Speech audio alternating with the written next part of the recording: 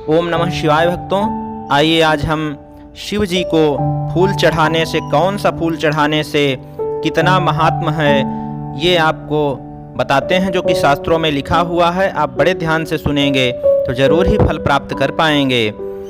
भगवान शंकर पर फूल चढ़ाने का बहुत अधिक महात्म बताया गया है शास्त्रों में। तपःशील सर्वगुण संपन्न, वेदों में निष्णात किसी एक सुयोग्य ब्राह्मण को 100 सुवर्ण का दान करने पर जो फल प्राप्त होता है, वह भगवान शंकर पर 100 फूल चढ़ाने से प्राप्त हो जाता है। ऐसा शास्त्रों में लिखा है। कौन सा पत्र पुष्प शिव के लिए सबसे अच्छा है और कौन सा निषेध है, इसकी जानकारी आप लोगों को बता रहा हूँ। आप लोग इसको ध्यान से सुने। पहली बात यह है कि भगवान विष्णु के लिए जो पत्र और फूल विहित हैं, वे सब शंकर भगवान पर चढ़ाए जा सकते हैं। केवल केतकी और केवड़ा ये फूल शिव जी को निषेध हैं। बाकी और जो विष्णु भगवान को चढ़ते हैं वो चढ़ाए जा सकते हैं। अब आइए जानते हैं कि इन फूलों को चढ़ाने से कितना ज़्यादा महात्म होता है।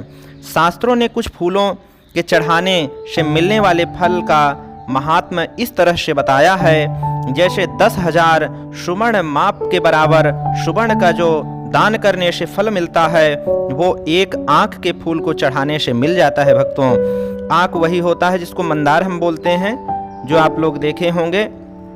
1000 आँख के फूलों की अपेक्षा एक कनेर का फूल चढ़ाने से फल प्राप्त हो जाता है। भक्तों, 1000 कनेर के फूलों को चढ़ाने की अपेक्षा एक बिल पत्र भगवान को अगर भाव से अर्पण किया जाता है तो वही फल मिल जाता है।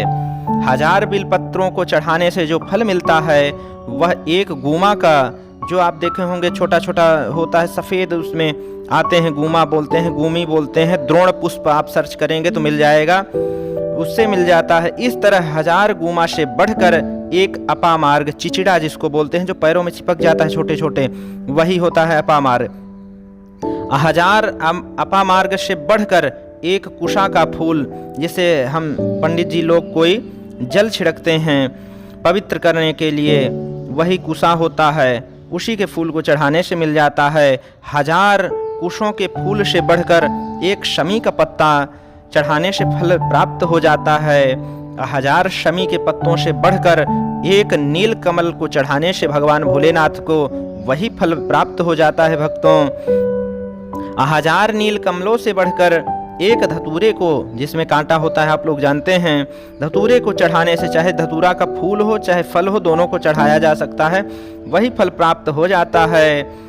1000 धतूर को चढ़ाने से एक शमी का फूल होता है। अभी पत्ता बताया था, अभी ये फूल बता रहा हूँ। अंत में बतलाया गया है कि समस्त फूलों की प्रजातियों में सबसे बढ़कर एक नील कमल होता है। भक्तों, अगर कहीं पर नील कमल प्राप्त हो जाता है और आप नील कमल को भगवान को अर्पित करते हैं, भोलेनाथ को, तो जरूर ही सबसे ज़्यादा आपको फल प्राप्त होगा, ऐसा इसमें बताया गया है। केवल आपको केतकी और केवड़े के फूल को भगवान शिव को नहीं चढ़ाना चाहिए और भोलेनाथ के शिवलिंग पर हल्दी नहीं लगाना चाहिए। इस तरह से शास्त्रों में इसका वर्णन मिलता है। प्रभु की कृपा से आप लोगों को बहुत सारा सुख समृद्धि प्राप्त हो।